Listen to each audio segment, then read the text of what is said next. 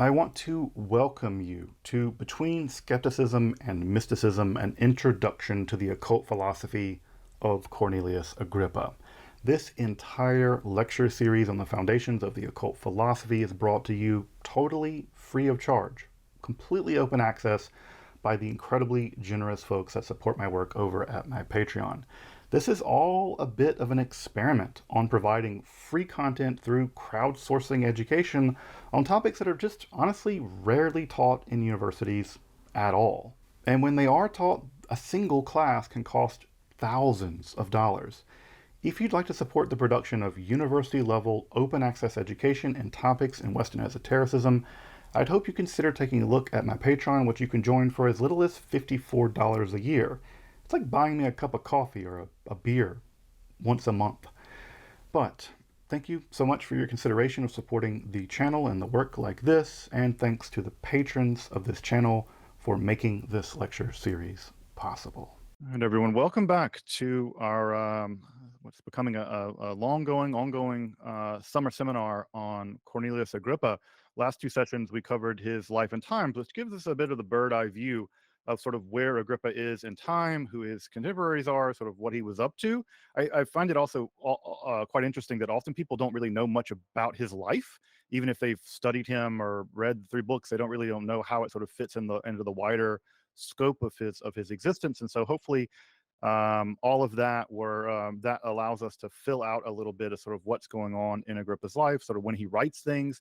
I think one of the more interesting revelatory things that we've discovered so far is that Agrippa wrote a lot more than the three books of occult philosophy. He wrote a good bit more esoteric related material, hermetic related material. He gave lectures that most people have not read, both on Kabbalah and on Hermeticism and on Platonism for that matter.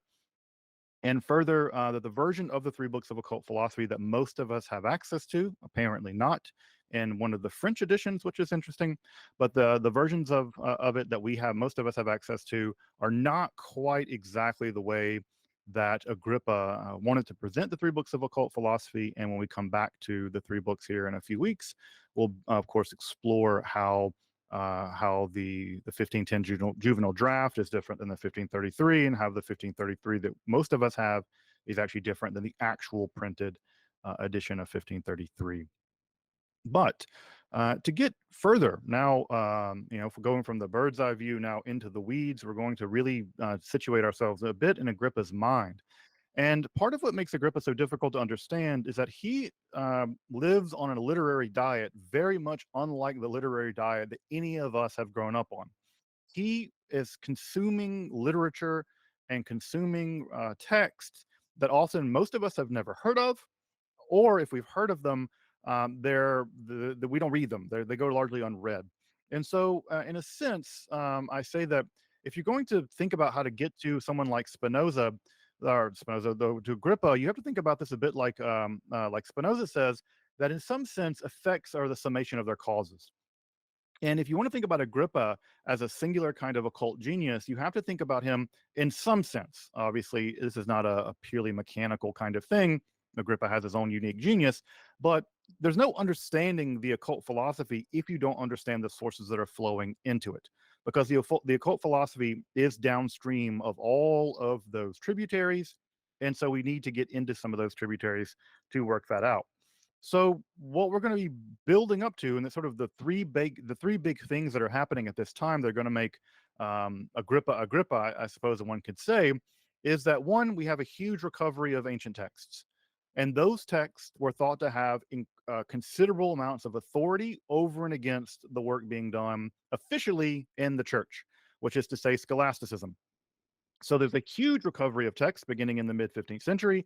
And those texts, because of their antiquity, and we'll see how antiquity and authority relate in Agrippa's mind in just a moment, because of the great antiquity of those texts, in some sense, what ends up happening is Agrippa is going to be leaning on them very heavily, maybe even slavishly at times. If you've read three books of occult philosophy recently, you'll probably have grown exceedingly tired of hearing Pliny quoted and quoted and quoted and quoted over and over and over again, even on seemingly the most outlandish kinds of things. But again, Pliny is very ancient, and that antiquity gives him some degree of authority. So that's going to be core for Agrippa's mind. Now, I know that that's one of the things that actually makes Agrippa very different than us. We don't tend to think these days that because you're further back in time, you're more likely to be right. Most of us tend to believe that the further back in time you are, the less likely you are to be right, especially on big questions like cosmology. If I read something from I don't know 80 years ago, I don't trust that science anymore ipso facto because it seems like that's not where the science is. That's not the way Agrippa's mind works, and that's not the way anyone's mind works at this time. Antiquity uh, offers authority. And because antiquity offers authority, sometimes Agrippa will quote things that seem to us completely crazy. Again, my favorite example is the little fish that could stop a boat, which is his favorite example too from Pliny. That seems completely ridiculous to us that Agrippa would lean on something like that so heavily. But the point that I want to lay down here is that antiquity gives authority, and of course, texts like the Kabbalah or literature like the Kabbalah, texts like the Corpus Hermeticum, and other similar kinds of texts, Orphic hymns, these are going to have enormous, enormous authority in Agrippa's thinking. Further, printing, right? Printing has exploded onto the scene in a huge way. And by Agrippa's time, printing is already a little over 100 years old. So by 1533, printing is already about 180 or so years old. It's a tried and true technology. It has not totally yet replaced the manuscript. That is not totally yet the case. But it is the case that printing is going to rapidly accelerate how ideas spread through Europe, including ideas that would typically have been much easier to suppress. So you get texts like Ficino, you get texts like Pico. Pico is very important in all this because Pico's book, the 900 Conclusions, that's in some sense the very first text that is banned officially by the church for printing. In some sense, if you want to think about it this way, if you've ever heard of the Index Prohibitorum is sort of seeded in some sense by Pico's conclusions. So every other text that ends up on the book of the list of banned books, the Index Prohibitorum, the very first text, the seed text for that index, is Pico's 900 Theses. Now, banning it, of course, has the Streisand effect. Streisand effect famously is if you ban something and attempt to suppress it, you increase the likelihood of it sort of going viral. And the conclusions of Pico in many ways went viral, and they will have a decisive impact on Agrippa. In fact, Agrippa often is quoting Pico and not letting you know. If you've noticed his obsession, what he calls formal numbers, where he says formal numbers are to be distinguished from the numbers of the merchants, that is that's coming directly out of the language of Pico. And finally, another important thing that's going on now is that the church itself is weakening. The church is not having the kind of dramatic power that it had even a century prior, and this is in large part due to the political and religious strife that's going over in terms of the rise of early proto-Protestantism. So, because there's a kind of bubble of power, a sort of not exactly a power vacuum, but at least a bubble where power is not quite so consolidated as it once was, because there are these proto-Protestants around, and there are political actors who are leaning on those proto-Protestants as a way of basically disentangling themselves politically. In some sense, there are these bubbles, especially in Germany, especially in Cologne, as we mentioned last time, right? The one of Agrippa is invited back to Cologne by the Archbishop, who himself becomes a Protestant at some point, and he's invited there to do things like publish the 3 books of occult philosophy. Just let that settle in for a minute. This is the archbishop, a Catholic archbishop, inviting a known, or at least suspected magician into his city to publish a book like the 3 books of occult philosophy. We often think of Agrippa as sort of operating on the sidelines of history and sort of skulking about through Europe, hiding this stuff. He's invited by the archbishop to do this, and it's because of the archbishop that he actually has the ability to skirt around the power of the Dominican Inquisition and ultimately publish the 3 books of occult philosophy in 1533.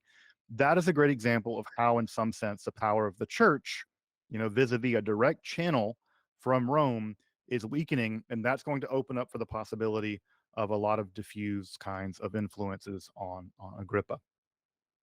So to understand Agrippa, we have to understand a little bit about what he could do and what he couldn't do. There's a great quote that he knew every language, that Agrippa just could talk and read in every language. That's obviously not true.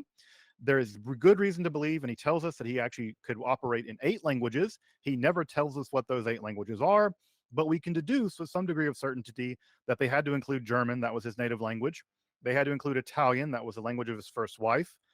French, obviously, he lived in the court and unsuccessfully lived in the court. He had a French wife as well. So he probably could speak those 3 with some degree of fluency.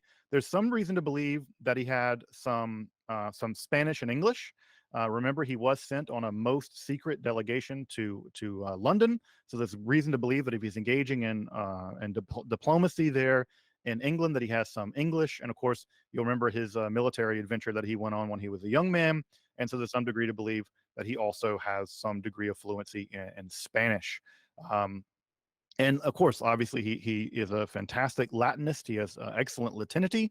And there's some reason to believe that he had some Greek and some Hebrew, though he does lament the fact that his Greek and Hebrew were never sufficient for him to be able to read the Bible, specifically in those original languages. So his Greek and his Hebrew were probably existent, but they probably were not at the level of the great humanists of this time. They certainly weren't on the level of someone like Reuchlin or Guillaume Postel a little bit later, but he probably had access to some degree of Greek and Hebrew.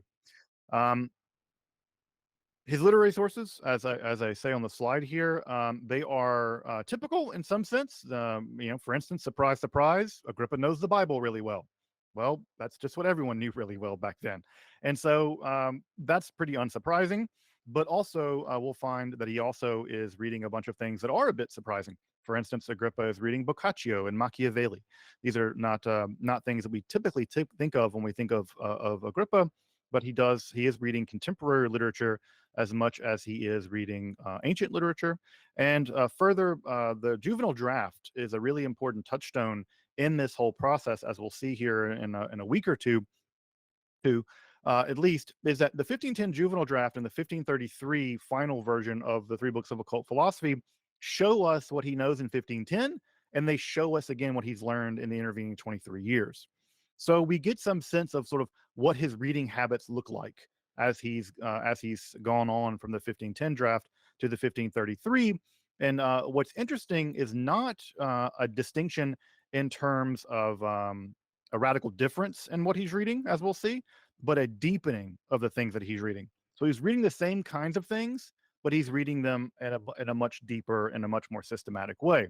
This also, again, gives a bit of the lie to the idea that, and the lie that I think Agrippa at some level is telling us that in the 1533, that all of what he's been reading when he published De Magia, or the book of occult philosophy in 1510, when he wrote it, that it's just sort of a youthful aberrance, right? I think he says in the introduction that it was just sort of the weirdness of his youth. Well, if that were true, he wouldn't go through all of the work to update it in the way that he did by 1533. And if he just sort of had a sideline interest in the occult as a kid, and then he, if it were the case that he had this sort of side interest as a younger man, and then we get the 1533 version and it's basically unchanged, we could believe him. We don't get that. What we get is a highly improved, highly edited, highly polished, greatly expanded book in 1533, which tells us directly he did not give up interest in this. In fact, the opposite's true. He deepened his interest in esoteric philosophy.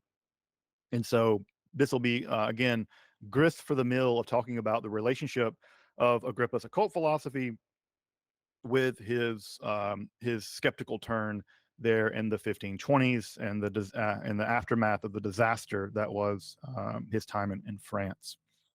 What we're going to do is I'm going to basically separate Agrippa's sources out into sort of exoteric sources and esoteric sources. This is totally artificial. I'm just separating them in some sense between what is normie literature versus what is a little bit more esoteric-y stuff. And so we're going to separate those off and go through the exoteric literature first. So we may take the entire time today to get through that, and then we may turn next week to the esoteric literature. Agrippa, before he's an occultist, is a Christian. And this is a thing that I think many people, for whatever reason, they can't deal with it. The occultists don't want Agrippa to be a Christian because many occultists don't like Christianity, and the Christians don't want Agrippa to be a Christian because they don't like occultism. And so, in both ways, Agrippa gets misseen because both groups don't want him to be what he is, which is a Christian occultist. And that's incredibly important to understand how Agrippa's mind operates. Is he an unusual Christian? Yes. Is he a heterodox Christian? Maybe. But he is a Christian first and foremost. And so, like his contemporaries, the cornerstone, touchstone book, especially given the fact that Agrippa really leans heavily on the concept of grace and faith, is the Bible. Agrippa just speaks Bible. It's I don't know how many I don't know how you guys are, but I'm sure most of us have a show or a movie that we've watched so many times that with your friends that that know that show, you can just talk in that show. Like I have like I don't know, I have friends of mine where I like 1990s Simpsons. I can just like lay down 1990s Simpson jokes with my friends because we grew up on that and we just kind of like dental plan and you just like know what comes next. And so it's whatever it is, you know how to be sort of in code and then speak in that code. The Bible is that code for Agrippa. So every single page of anything he's going to write is going to be him at some level talking Bible.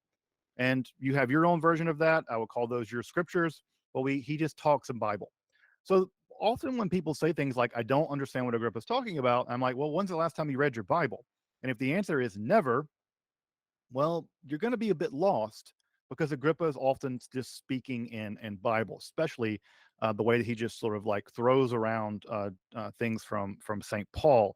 He just speaks in that sort of Pauline way of talking. He thinks in a Pauline way, and as I mentioned last time, he had written a commentary on Paul that he coveted greatly while he was in England, and unfortunately, it is lost. So the first thing is read your Bible, read St. Paul, read the letters of Paul. That's going to give you the best in for thinking and talking the way that Agrippa does. Agrippa is also very importantly interested in what is called patristics. Again, remember, Agrippa's convinced that the earlier you go back in time, the more authentic things were. And thus, what we might call primitive Christianity is for Agrippa the truer Christianity. The Christianity that exists at his time, especially over there in the universities among the scholastics, he thinks is depraved.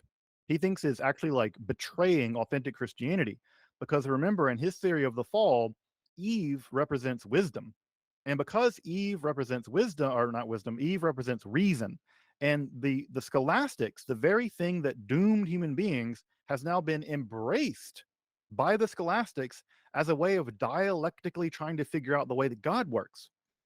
This for Agrippa is just a disaster. He thinks it's the worst possible outcome because you're not just trying to escape the reality of the fall, you're enmeshing yourself in the very thing that led to the fall. And you're using that very poison to try to cure yourself, and that's simply impossible. So Agrippa is much more interested in what we would call the primitive church, and he's very interested in people like church historians. Folks may know, Eusebius of Caesarea is a very important church historian. Hegesippus, also very important church historian. And the reason why Agrippa is often quoting them is because he's trying to uncover an authentic mechanism by which to recover a true mystical form of Christianity.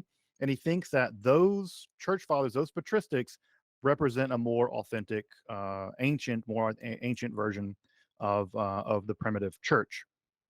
Of course, Ambrose and Jerome are also examples of this. Again, Jerome is the famous translator of the Bible. And he's very interested. Again, Agrippa is very interested in the Bible. But the people he quotes the most, without any doubt, are Augustine. Again, Augustine, as to be compared to Aquinas, he much more likes the Platonic style of thinking that we find in Augustine over and against the more Aristotelian way of thinking that we find in Thomas, and Pseudo-Dionysius. Of course, Pseudo-Dionysius, the most important, the founder of all Western Christian mysticism, embraced a radical kind of negative theology in which God simply cannot be known, but God can be experienced. And of course, we also get the celestial hierarchy, which Agrippa will bring directly into the three books of occult philosophy, but also the very important essay of Pseudo Dionysius, The Mystical Theology, in which again one is able to, via one's soul, return to the divine. If you want to again compare the 1510 juvenile draft to the 1533 mature version of the three books of occult philosophy, Pseudo Dionysius is quoted once in the 1510, and it's quoted 9 times in the mature version. So again, you have almost an order of magnitude increase in the amount of times that in the three books of occult philosophy, Pseudo Dionysius gets quoted. And so you can see here, he is not turning away from a mystical, esoteric way of doing spirituality or mysticism. He's deepening it. And he doubles down, for instance, on Pseudo Dionysius directly in the mature 1533 version of the three books of occult philosophy. So again, patristics are going to be very important for him because he thinks that is the more authentic version of Christianity. Grip is also a Renaissance man, which is to say he read very broadly and he read very deeply. And of course, if you know your Renaissance history, you'll know that the battle cry for the Renaissance is ad fontes, back to the sources. Why? Because everything derivative of the sources is bad. The things have gotten corrupt. We have devolved into Gothic superstition and darkness. This is where we get the myth of the Dark Ages and all of those kinds of things. It's all downstream of Renaissance propaganda against the medieval people. Agrippa bought into that. He drank the Renaissance Kool-Aid, folks. He was all about the idea that the further you go back in time, the more true things are. And we have to recover those sources. And it's in those sources like the Corpus Hermeticum and the Kabbalah that we're going to find, or early Christian stuff like Pseudo Dionysius or the patristic fathers. It is in those sources that we are going to find the authentic truth, not what they're doing over there in the universities. So Agrippa is really drank the Renaissance Kool-Aid, and he is about it. And the one text that he leans on, especially in book 1 of the three books of occult philosophy, which if you've read recently, you are probably sick and tired of reading, is Pliny. Pliny's natural history is constantly being quoted on almost every page of at least book 1 of the three books of occult philosophy. Now, if you've ever read Pliny, you'll know that that book is shenanigans all the way through. It is like somehow the most grotesque comic book is mixed with scientific literature, and you get some of the most bizarre stuff you've ever heard. And you'll look at some of that stuff, and many people read book 1 of the three books of occult philosophy, and they get burned by it. And they get burned because they see Agrippa quoting Pliny, right? And often you don't know that it's Pliny, but unless you're reading the footnotes and stuff, but he quotes the most absurd things just from Pliny, as if Pliny is just the authority. Agrippa, in some sense, I don't know other way to put this, he just slavishly follows people like Pliny. Why? Because Pliny was the Roman authority, apparently, at least to him, on natural history. And therefore, it is to be quoted as an authority. Now, this is a place where Agrippa and the scholastics share in the same strange, to us, way of thinking. For the scholastics, antiquity is authority. Now, for them, antiquity is authority to go back to Thomas and to whatever, to back to Lombard sentences and things like that. They will slavishly follow, the canon episcopi or whatever. They will go and over that and do that over and over again. And Agrippa hates them for it. Agrippa thinks they are just following in the dark a bunch of nonsense that someone has made up 300 years ago, 500 years ago. Agrippa, for his part, does the exact same thing. He just kicks the can further back in time. He's like, well, I'm not going to slavishly follow Thomas Aquinas. I'm going to slavishly follow Pliny. So, again, do I fault the guy? I don't know if I fault the guy, but again, if you live in the world of Agrippa's time, it was the big book on science, and it had survived all the way from Roman times, and there was good reason to believe that, hey, look, if it survived and some ancient dude like Pliny wrote it, it can't be all wrong. And so Agrippa often does this. So that's Pliny. If you've ever read book 1, and if you've ever thrown yourself against the rocks of book 1 because Agrippa just says outlandish things that seem ridiculous, it's almost always because he's quoting Pliny, and he just does it without questioning Pliny. That's just the way it is. I would highly recommend you read Pliny's Natural History if you want a great laugh, because it is bizarre. I mean, when he's right, but sometimes he's just outlandishly bizarre. And so it is a funny text that is worth reading. It's still worth reading.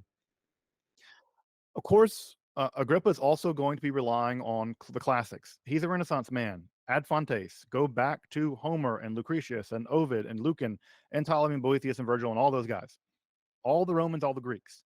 Now, the way that Agrippa uses them is not in a literary way. He's not going to be quoting from them to sound smart. He's going to use them like a mine. He's going to go back to all these different classical sources. And if Agrippa wants to make a point about something, he's going to go back to one of those sources and then mine out a piece of poetry, mine out a piece of prose, mine out a couplet, mine out something to show that he's correct.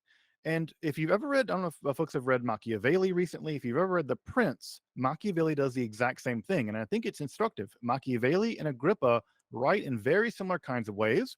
What a Machiavelli does is he'll tell you something like, it's better to be hated than loved. And he'll give you why he thinks that is, right? And then he'll go back to history. He'll go back to all the famous Cassius Dio or all of the famous historians, and he'll show in every one of these cases, it was better to be feared than loved. And here's a proof text from the past, and here's a proof text from these texts. If you've ever read Agrippa, he does the exact same thing. He'll tell you something. And again, the chapters of the 3 books of occult philosophy are relatively short, but if you were to remove the quotations from the 3 books of occult philosophy, where Agrippa has mined out things from classical sources, the book would probably be about a fifth shorter, I imagine. But that's the way people wrote back then. Again, he's anchoring the authority of the things that he's saying in the power of antiquity. And Homer and Virgil and all those cats, they are ancient, and therefore they have that kind of authority. And he mines them for it. He mines them. You get the sense that Agrippa is just sort of going through everything, looking to what agrees with him. If he wants to find out something about the number 8, he'll go through everything he can think of and find any reference to the number 8, and then Homer said something about number 8, and he's going to stick it in the chapter on the number 8. That's the way that his mind works, because that's the way that the Renaissance mind worked in general. Finally, most of Agrippa's knowledge about philosophers and philosophies, and also mystics, people like some things like the Chaldean oracles and stuff like that, is largely going to be coming from the ancient tabloidist Diogenes Laertius. Now, Diogenes Laertius is notoriously untrustworthy. He's like a tabloidist. He loves telling outlandish, ridiculous stories, but he often, between those outlandish, ridiculous stories, does maintain important pieces of data. And so this is where we do get some stuff about people like Pythagoras, or where we get some, I don't know if you've ever heard the famous story of Empedocles with the golden sandals, who he took his sandals off and jumped into a volcano to prove that he was a god, and the golden sandals were still preserved. That kind of stuff is coming from Diogenes Laertius. So Agrippa leans heavily on Diogenes Laertius because, again, it was the best biography of the kind of people that he was interested in. And so if he wants to get anecdotes from the life of Pythagoras, he could go to Iamblichus, but he would also go to Diogenes Laertius. Is Diogenes Laertius trustworthy? Well, you can trust him about as far as you can throw him. And you can guarantee that the more outlandish and ridiculous a story about some ancient philosopher existed, Diogenes Laertius is going to put it in. I don't blame me. I love those stories. Like the Empedocles story about the golden sandals is just one of the best stories. If you're going to prove you're a god, like, go jump in a volcano. Please don't jump in a volcano. I'm not giving you that advice. All right. As I mentioned earlier, Agrippa is famous for his disdain of scholasticism. He deeply hated scholasticism. He did like Thomas Aquinas, I should point out. He did think that Thomas, basically he thinks that what should have happened is that Thomas should have written the Summa Theologica, and that was it. Like, one and done. And that book, or the Summa Contra Gentiles, that's sufficient to have done the work that what scholasticism is good for, which for Agrippa basically is arguing with heretics. That's the long and the short for Agrippa of what scholasticism is good for. It's for arguing with heretics, because it cannot deliver upon the thing that it thinks it can, which is resolving theological controversies via dialectic. Because reason simply can't do that. You cannot understand the nature of God fundamentally through reason. That's, again, Agrippa will beat that drum his entire life.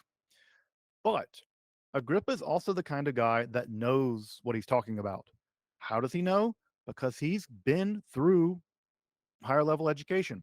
He had gone through education at Cologne. He had spent some degree of time at sort of the most elite institution like this in Paris, the University of Paris. So Agrippa knew what he was talking about. He wasn't just sort of complaining about them in sort of in the way that I think Paracelsus did. I don't know that Paracelsus really ever deeply understood academic medicine. I don't know that he ever really totally understood academic medicine. He hated it, and he constantly complained about the academic doctors. But in a way, I think Agrippa knew the academics even better. I'll give just one example of this. There's a great moment where he's arguing against a scholastic or a modern contemporary person, and the contemporary person quotes, I think it's Jerome or Ambrose, but he quotes Ambrose out of context from Peter Lombard's sentences, and Agrippa instantly knows that he's done that. Like he's like, no, you're mischaracterizing what Ambrose actually said because you're quoting it from Peter Lombard's sentences, and that's taking it out of context. And it's like, let me show you what Ambrose actually said. I think it's Ambrose. At any rate, what I'm driving home here, folks, is that Agrippa is not just sort of complaining about the academics and doesn't know what he's talking about, or he's just jelly and he just wants to be an academic too, and because he can't be, he just lambasts them. That's not what's going on. He knows this literature. He knows it quite well. And so those are examples of things like he knows his Aristotle. Now he's getting his Aristotle via Averroes, but he does know it via Averroes, right? So that's pretty typical of the time. That's everybody. That's not unique to Agrippa. Also, he's pretty familiar with Lombard's sentences. Folks may know Lombard's sentences. Peter Lombard went back to the patristic fathers, extracted a bunch of important quotations, and then bound them together in one book called, uninspiredly called, The Sentences. And to get a master's degree back then, what you had to do is write a commentary on Lombard's sentences. Peter Lombard's sentences are the most read book of the Middle Ages that no one reads now. Everybody who got a degree in the Middle Ages had to read and at some level comment on Peter Lombard's sentences. That book goes basically totally unread now. If you want to get into reading Lombard's sentences, I think there's a great book out called the Most Important Medieval Book or something like that, where it goes through and talks about the nature of Lombard's sentences. I imagine most folks have never even cracked that book open, but again, it would have been par for the course for Agrippa's education, but something that now most people have just simply never heard of. Of course, as I mentioned, he knows his Albertus Magnus. He's come up through Albertism, the scholastic version of Albertism, with much more of an emphasis on being in the world and working in the world and gyms and sort of a broadly sort of occultism. But also he knows Thomas Aquinas, he knows Scotus, and he knows Occam. Remember that Thomas has been educated, or not Thomas, Agrippa has been educated in Paris, and Ockhamism, Terminism is all the rage at his time. And also the Occamism, the what we might call nominalism now, radical nominalism. This is also going to feature into what eventually will become the foundations for Agrippa's skeptical turn. So I think that in Occam, we will see some of his the origins of his skeptical turn. He also knows Joachim of Fiore, the famous apocalyptic prophet. Joachim of Fiore is a fantastically interesting character. If you've ever heard the phrase "the Middle Ages," that basically is a Joachimite idea that there is a period, there are periods of time, and those periods of time are moments in the history of the divine revelation. And Joachim of Fiore predicted that we would. He was good to not predict exactly when it would happen, but we were living in the age of the sun, and eventually would transition into the age of the spirit. And Agrippa, like many so-called heretics of the time, believed that we were entering into the age of the spirit, and that people like the radical Franciscans and other people who believed that and were burned for it, unfortunately, he also Agrippa's also on that front as well. It's also bound up in the kind of apocalypticism that would have been popular in his day, and Agrippa is familiar with it. Nicholas of Cusa, also Agrippa is a fanboy of Nicholas of Cusa.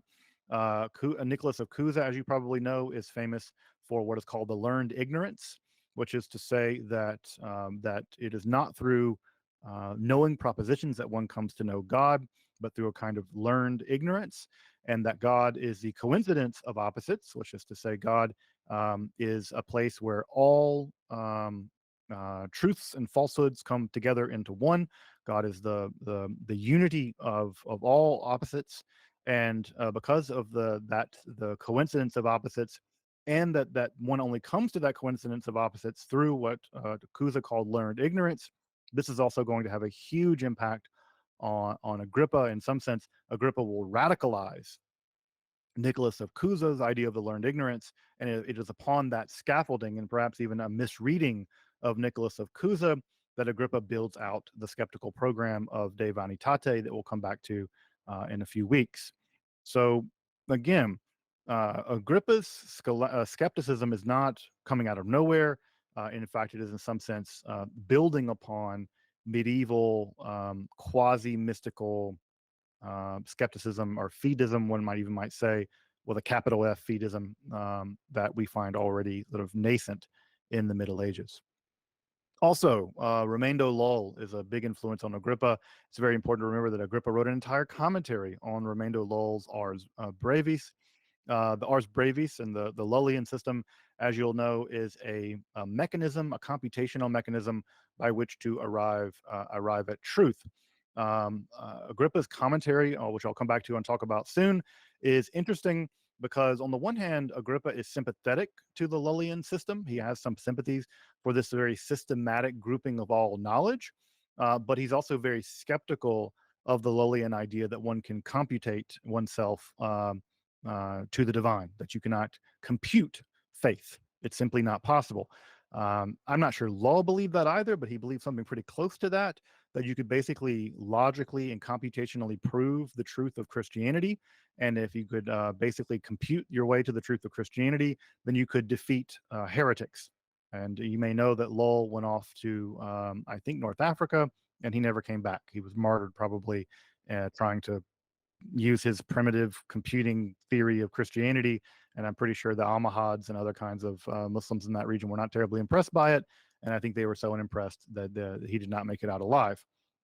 So, but anyway, Agrippa thought highly enough of the Ars Brevis to write a commentary on it, which does survive.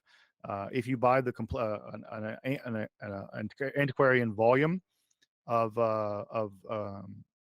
Raimondo Lull's complete works, you will get a copy of that, and it will also include both Giordano Bruno's commentary, because Bruno wrote a commentary, but it will also contain the commentary by Agrippa. Agrippa's influence for his skepticism is a bit more difficult to pin down. What's weird about his skeptical turn, again, this is maybe pointing to the evidence of the fact that this has more to do with his mental state in the 1520s than it does to do with some academic decision that he's made, is that we can't really find who he's leaning on when he does ultimately make the skeptical turn. We'll talk more about this, of course, when we come to that text here in a few weeks. But of course, in ancient Greek philosophy, there are lots of skeptics. There's an entire school of skepticism. There's people like Sixtus Empiricus. There's Cicero. Cicero's Academica was quoted extensively by Renaissance skeptics. And we never see, Pyrrhonism, right? Of course, Pyrrhonism, Pyrrho didn't write anything or nothing survives. Most of it's preserved, Sextus Empiricus. But there's tons of ancient forms of skepticism that Agrippa could have had access to either through Diogenes Laertius or directly through Cicero in the form of academic skepticism, but there's no evidence really that Agrippa ever quotes any of that material, and there's not any really good evidence that he even knows it. Again, one of the big differences between academic skepticism or sort of philosophical skepticism and Agrippan skepticism is that philosophical skepticism is all about suspending judgment about the truth of propositions so that you can achieve a state of ataraxia. And that state of ataraxia, or the calmness of one's mind, allows one to live a good life. Because if you just give up on knowing stuff, then it won't cause you a bunch of anxiety when you don't know things. For instance, what's going to happen in the future, that causes a lot of anxiety for a lot of us. Well, if you don't know and you can't know, then you'll just stop wondering about it and you'll just get on with your life. And you'll have a kind of ataraxia in your mind about that and it won't bother you. Well, does she really love me? And the skeptics will say, you won't, who cares? We don't know. You'll never know. And so the idea is give up all knowing and you'll achieve ataraxia. That's not Agrippan skepticism. Agrippan skepticism is not oriented toward ataraxia, this sort of calmness of mind. Agrippan skepticism is all about a critique about all the mechanisms by which we think we can know fundamental truths about the world. And those techniques and those tools and those knowledge bases are for Agrippa fundamentally untrustworthy. And therefore, we have to rely on a kind of mystical intuition or mystical faith. And it is upon that mystical faith that we can build up potentially knowledge about the world. But that knowledge is always provisional, and it is always again in reference to that act of faith. So notice that Agrippan skepticism and um, and um, and ancient skepticism are similar in appearance, but not at all up to the same thing. So as we get into Agrippa skepticism, as the seminar develops, hold on to that. And I think that the reason why, and if you look at Nauert sort of paints Agrippa in a way that he's like he missed the boat. Like, well, he's a skeptic. Why didn't he quote Sextus Empiricus? Or why doesn't he quote Cicero? Everybody else was quoting Cicero. And the answer is because I think Agrippa probably knew them, and Agrippa also isn't doing that. He's skeptical for a totally different set of reasons. Yes, skeptical, but not skeptical in the interest of some kind of ataraxia. So, put a pin in that. We'll come back to it when we get to the De Vanitate. But I think that explains, at least to me. I don't think it's an oversight on Agrippa's part in the way that maybe Nauert thought it was. I think that it's actually very intentional because I don't think Agrippa is impressed. He's not trying to get to ataraxia through skepticism. That's not his bag. I don't think that's what he's up to. Further, right? Another thing that's going to also make a big impression upon Agrippa is the sort of proto-Protestant air that he's living in. He's living in places like Metz. Metz is, in many ways, ground zero for the emergence of Protestantism. And Cologne's also going to be an important center of Protestantism, and Germany, just all of it, kind of. But at any rate, proto-Protestantism is in the air. And as I mentioned a minute ago with Agrippa's skepticism is in the service of his concepts of faith and grace. And this commentary on Paul, probably, I think, in my opinion, very much oriented in that direction as well. And so what's going to make a huge impression upon him, even though he will not go over to Protestantism, is the increased limelight that grace and especially faith play in Protestantism. You'll remember, right, that for someone like Luther, it is by faith alone. You cannot save yourself through works. You cannot save yourself through sacraments. It is faith alone, by grace alone, through the Bible alone, that one is able to achieve salvation. And in some sense, Agrippa is going to get on that train. He's going to be especially impressed by the power of faith and the mystical power of faith. And again, we shouldn't think of faith here in the sense of just sort of a belief in the absence of evidence. That is definitely not what Luther thought. It's definitely not what Agrippa thought.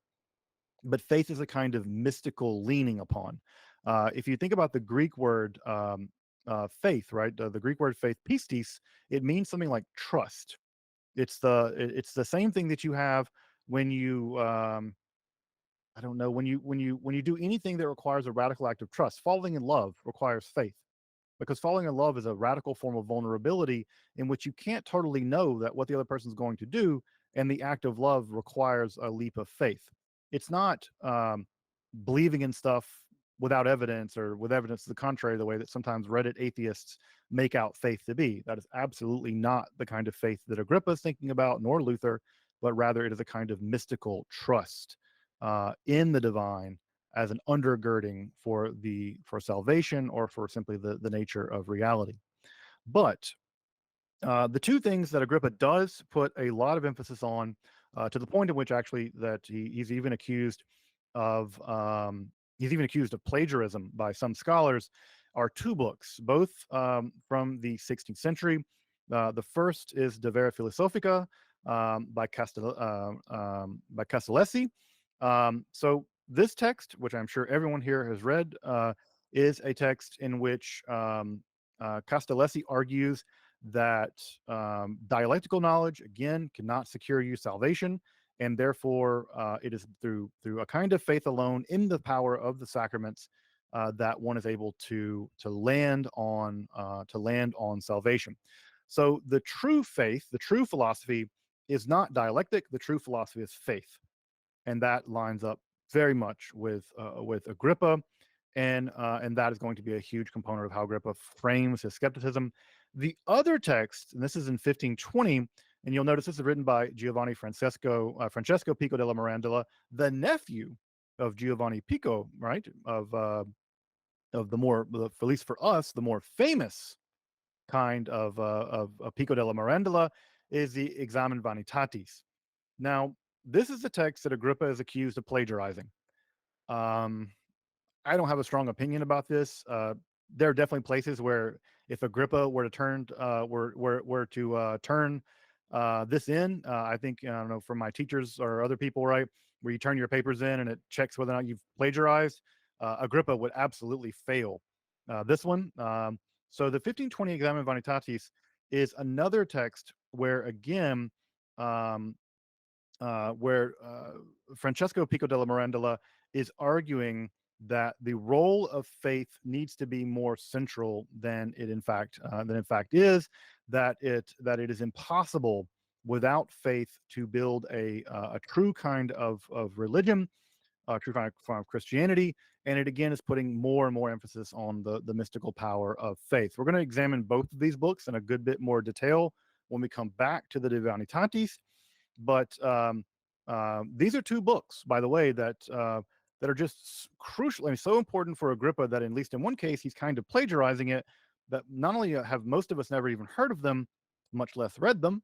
I can't even find copies of these books online. I can't find good scans of them. The Examen Vanitatis, I haven't been able to find a good copy of. Oh, that's not true. It's not this one. It's the De Vera Philosophica. You can see the Examen Vanitatis there on the screen on the left. To my knowledge, there are not modern editions of either one of these books. So these are books that had a decisively important impact on Agrippa that we basically don't have access to whatsoever anymore. And I don't know that they're on the horizon for being reproduced and for being published. A couple last more exoteric people that he's reading. We'll get to the esoteric people, I suppose, next time. Again, humanist. Agrippa is a bit of a humanist, and he's very much impressed by the humanists, people like Erasmus, who famously told him to leave his name out of things. Like, yeah, I'm happy to hang out with you, but don't talk about me and don't know me. You don't know me. But again, Agrippa's also reading people like Dante and Petrarch and Boccaccio. So he's reading sort of the luminaries of the Renaissance in general. He also is reading Machiavelli, which he quotes once.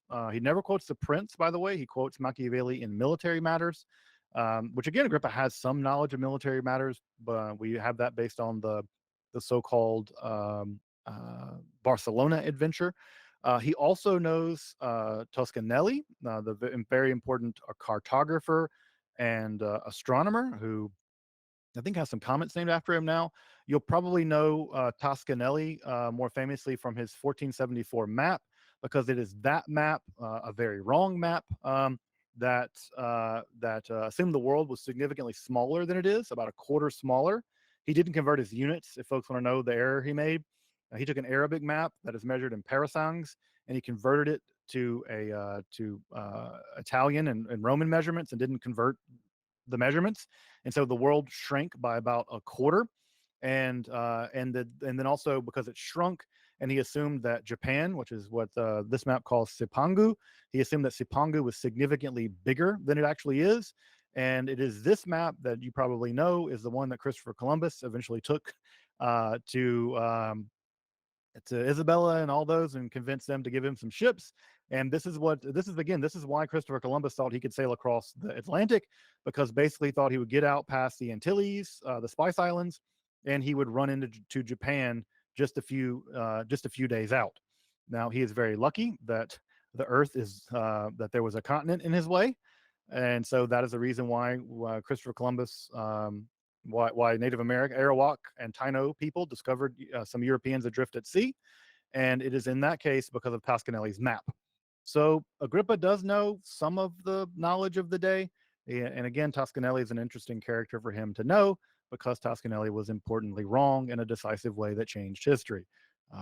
One dude's map changed the course of human destiny. I don't know if folks have seen Toscanelli's map before, but that is the reason why. Christopher Columbus basically believed that he had washed up near the coast of Japan. Um, we don't, at least in terms of Agrippa's legal and medical knowledge, it all seems pretty typical. That is to say, he's not reading anything that no one else is reading. He's not reading anything unusual, so far as I can tell. Agrippa does not seem to know Paracelsus, even though they're contemporaries. Sometimes they're within a few miles of one another. So we don't see evidence of Agrippa knowing Paracelsus, but they certainly could have had a beer. I imagine that they wouldn't have gotten along because Paracelsus didn't get along with anybody. So you can always be right when you say that. Paracelsus and X would not have gotten along because Paracelsus didn't get along with anybody, including Paracelsus. So, but they were contemporaries. They were living and working at the same time, but there's no evidence that they knew one another. This is a great place for a graphic novel or some kind of other thing that they could have gotten on with. But there's no evidence that Agrippa, for instance, was practicing unusual medicine.